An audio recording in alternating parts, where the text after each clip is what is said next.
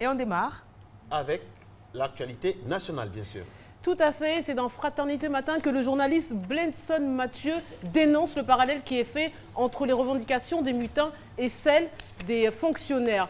Pour le journaliste, la fameuse prime des soldats est une dette fixe qui, même étalée sur 7 mois, une fois réglée, disparaîtra totalement du livre de compte de l'État, tandis que la masse salariale des fonctionnaires, qui sont à peu près 100 000, une fois modifiée, eh bien, le reste pour toujours. Car bien évidemment, on ne paye pas une seule fois une augmentation de masse salariale, mais plusieurs fois.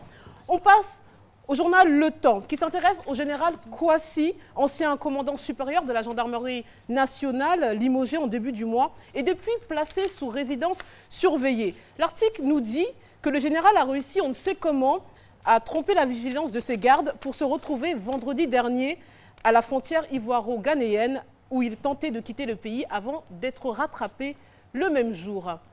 On passe à une autre actualité plus politique. Dans l'Inter, on apprend qu'Adama Bictogo, le secrétaire national chargé des relations avec les autres partis politiques au sein du RDR, a exprimé sa colère envers Pascal Affi-N'Guessan, le président du FPI. Il nous dit, dès qu'il y a un mouvement, il fait une conférence de presse, mais quand viennent les élections, il se retrouve avec 3 députés. Ce n'est pas parce qu'il y a des revendications qu'on doit demander au président de la République de démissionner. Un autre sujet, cette fois-ci à lire dans l'Expression, qui s'intéresse au désarroi des producteurs de café-cacao.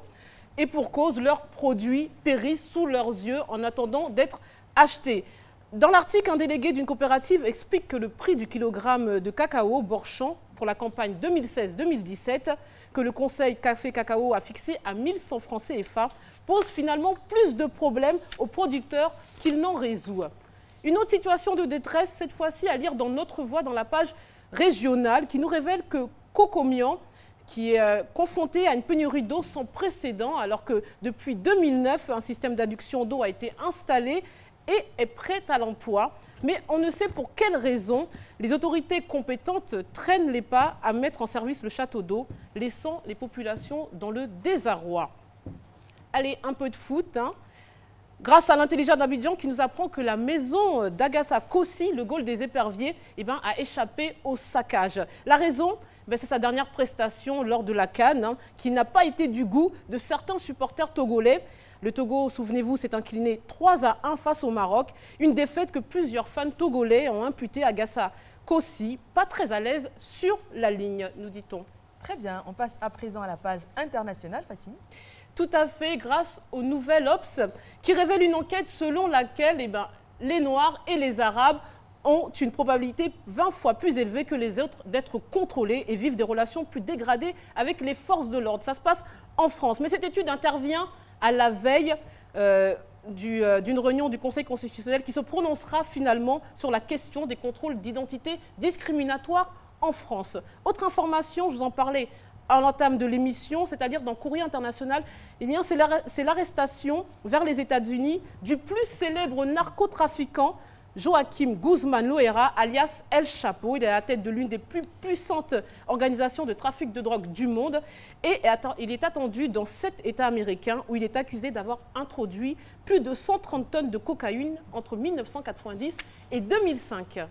Et on va finir avec une information insolite. Eva et moi, on a rigolé quand on l'a vu. La grève du sexe. Et oui, ça se passe au Kenya. Alors, des femmes, pour encourager leur mari à s'inscrire sur les listes électorales, elles ont décidé de faire une grève, pas n'importe laquelle, Marco le disait, la grève du sexe. Les élections auront lieu donc en août et la date limite pour s'inscrire sur les listes électorales est le 14 février. Et d'ailleurs, grâce à cette initiative, la commission électorale kenyane compte sur l'inscription de 4 à 6 millions d'électeurs supplémentaires. Encore une preuve, s'il en fallait une autre, que le sexe faible n'est pas celui que l'on croit. N'est-ce pas, Eva? Tout à fait, je d'accorise. Enfin, étant en minorité sur ce plateau, je ne vais rien dire. Je vais discret. Je vais passer mon chemin. À demain. Merci. Allez, à demain, bonne journée. Bonne journée. Vous avez pris le petit déjeuner ce matin déjà? Non, je comptais sur vous.